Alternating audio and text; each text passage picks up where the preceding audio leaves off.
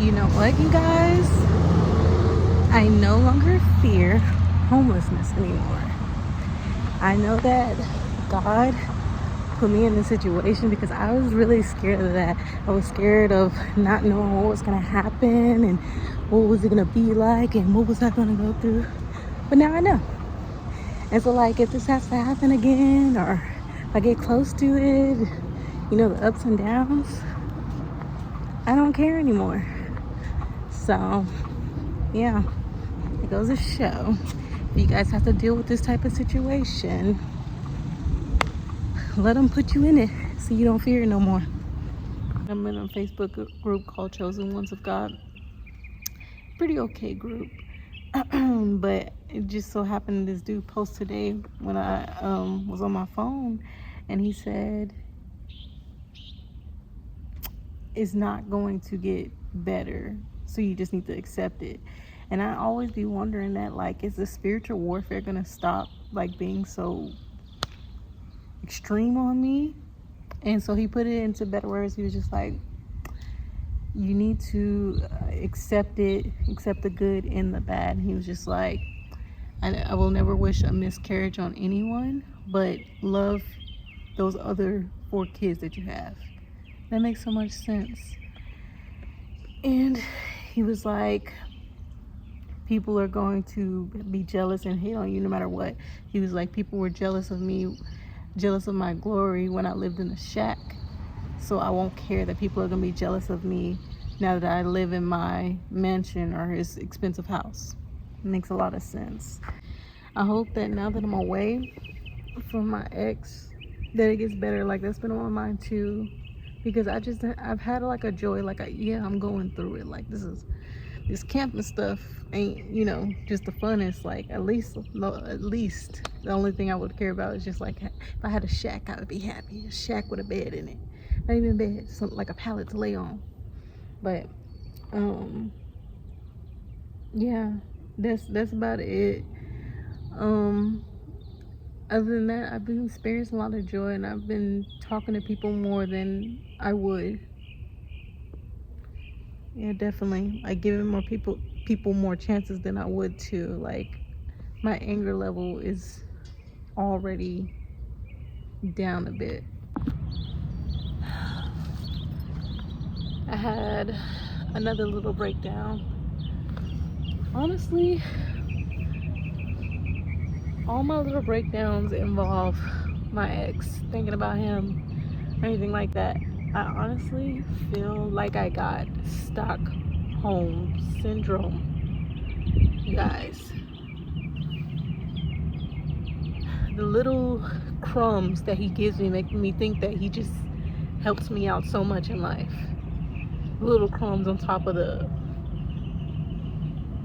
stabs in the back and the stabs in the chest, bro. I didn't call this man about 20 times in the past 2 days, Thursday and Friday, because he told me when I was leaving that he was going to give me some money. And I don't need the money at this point, but I'm just scared that I'm going to need it in the future.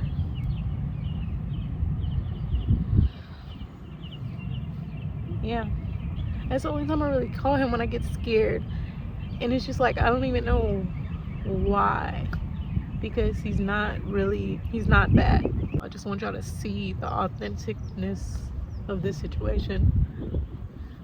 Because I know that I need to stop calling. I need to stay away from him so this can end, so I can really save myself.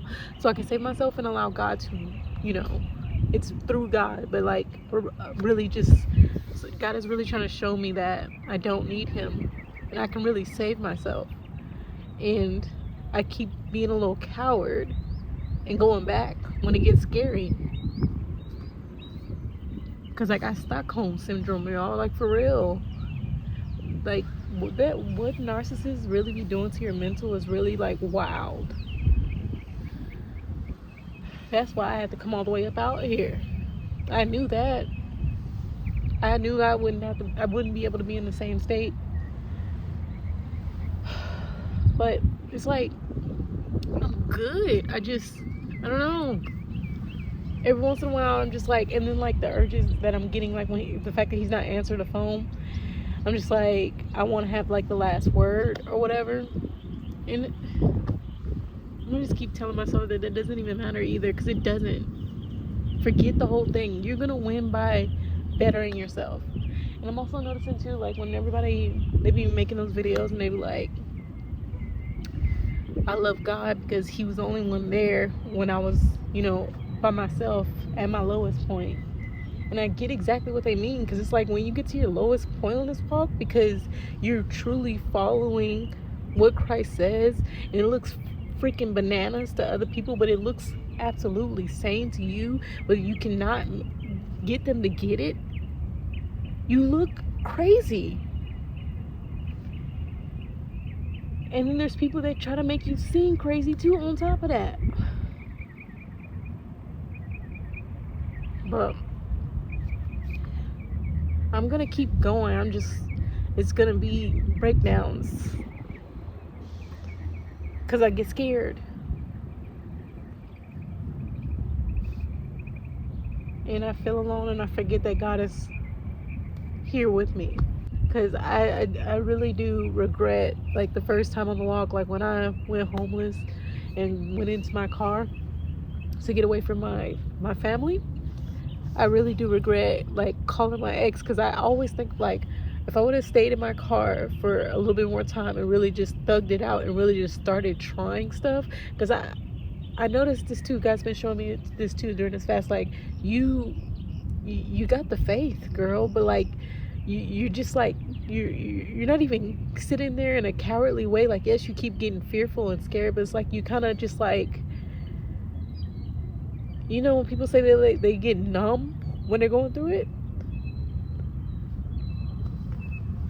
Yeah, I just get numb, and I'm like, okay, I'm in faith. I'm gonna sit here. I'm doing what you told me to do. I moved here when I'm sitting here numb.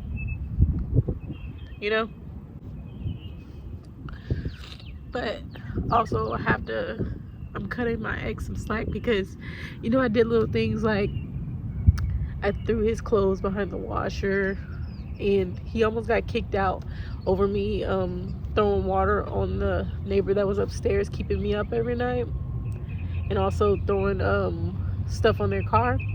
He almost got kicked out for that. But well, I don't even know if that's completely true, because he went to the office by himself, and he be lying. So who knows if that's even really true. But him not calling me, I mean not answering my calls, I feel like that could be the reason why too. But it's just like at the same time of me sitting there calling him, I called him like 10 times yesterday, and probably like 6 times today. And I'm sitting there thinking, like, as I'm calling, I'm like, I'm hoping that he doesn't even pick up. I'm mindlessly calling, because it's like an itch I need to scratch, but I really don't even want to talk to him. I really don't even want him to answer. I don't even want his money. I'm just scared.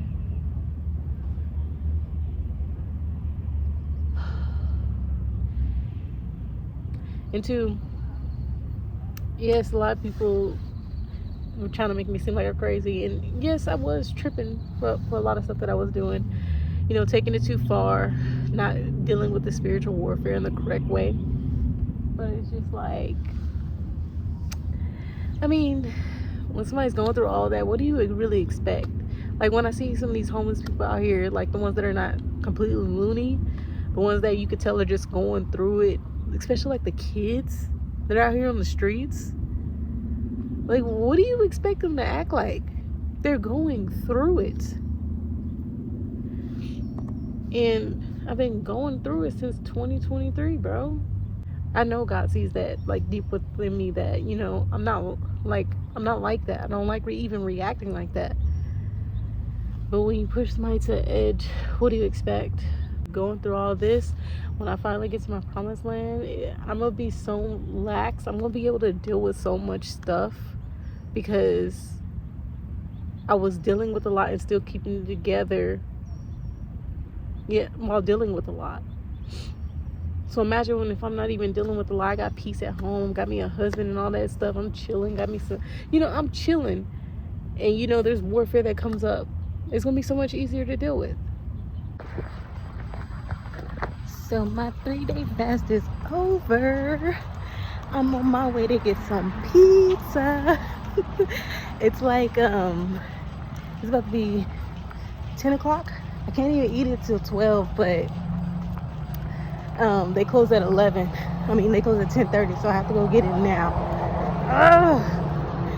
So I'm gonna be sitting there like just waiting to devour that pizza. I'm about to devour that freaking pizza, bro. Like, y'all don't even know.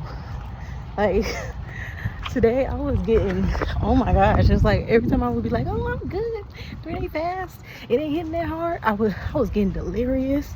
I had to go buy a Gatorade because I started getting dizzy. Oh my gosh. But after that Gatorade, it was accepted. But after that Gatorade, I feel a little bit better. But I was just like, need that pizza. Got me some pizza and some garlic bread. It's about to go down. So, hey you guys. So today I got up at like 9. I had a really good sleep last night. Before the night, like as you guys seen in the last video, I went to go get me my first meal after the 3-day fast. I was going to go get pizza, but when I arrived at the pizza place, I saw that Chipotle was right next door. I figured Chipotle would be a little bit cheaper, so I went in there and got that. And after that, I was just having such a good time, you know, on the way there and stuff. And then after that, I dealt with some like mocking. I was in like a very upscale neighborhood, so it really just had my night up and down. So I just went to sleep shortly after that and had some really good sleep, y'all. That was like the first time I really just like got to sleep. And so like today I woke up and I was just like, I'm gonna go to the library, finish applying at those places. I come here and I figure out I'm at that school again. I come here and I figure out that the library's closed. So I'm like, you know what, that's cool. And I wanted some extra things to do, so I'm about to go to the mall. It's called Irving Mall. Yeah, it's like Irving Mall. So I'm gonna check that out. First time going to a mall in Dallas, Texas. So I'll keep you guys updated. All right, you guys, I'm here. So this seems like it's a very hoodish area. It's called Irving. Very hood area, but I think I can get a job very quick in this area. Then we'll move around after that. But for right now, I'm gonna see what's up. Alright guys, so I'm currently on the bus.